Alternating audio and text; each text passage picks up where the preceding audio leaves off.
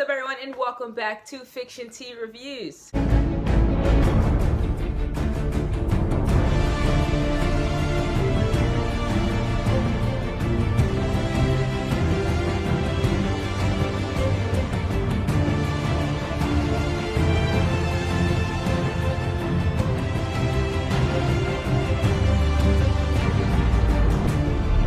So, today on Fiction Tea Reviews, sorry, I just got finished eating.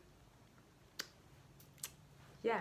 So today on Fiction Tea Reviews, we're going to talk about Zombieland. So we're going to talk about Zombieland Double Tap. So I haven't seen Zombieland, the first one, in a very long time. And when I went to see the first one, well, when I saw the first one, it wasn't at the movie theater. It was just like home in my, I think in my room on my laptop or something. But yeah, Zombieland Double Tap. So first of all, I have to say that it was very, very entertaining. I enjoyed it. I thought it was very entertaining. I'm not going to spoil anything, but it definitely gave you comedy. It gave you some gore with the killing zombies. It gave you some laughs, some pretty good laughs. And overall, the beloved characters were all still there. So you have the gang who's back, and 10 years later, still not living in our time, so not quite up to date. I like the fact that they added in some punchlines from like our era as we're watching it. Like they talked about like being a Lyft driver, being an Uber driver. It was like, and the dumb blonde girl was like, yeah, it'd be a good idea to just like call up a stranger and they pick you up and they take you to your location. And Tallahassee and the rest are just like, yeah, that's so smart, you know, as being sarcastic, like that's a stupid idea. And thinking of it now, you're like, actually, we do that now. So I guess we're just dumb as fuck because we're dumb as F because we get in the car with random people we don't know. The zombies are now harder to kill. They're called basically the Terminators.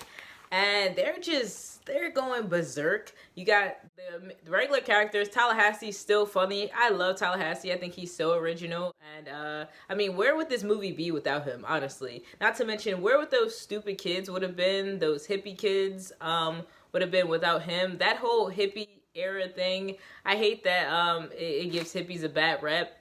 It just makes hippies look like they're just kumbaya and like they don't have a sense of like the outside world because they're trying to create this barrier of their own, but at the same time it's like there's a zombie apocalypse going on. So yeah, kumbaya is cool, but if you ain't got no weapons and no protections, we gonna die. And that whole thing with the hippies was just like, oh my god, why does the hippies have to be always portrayed like this in films? Struck a nerve.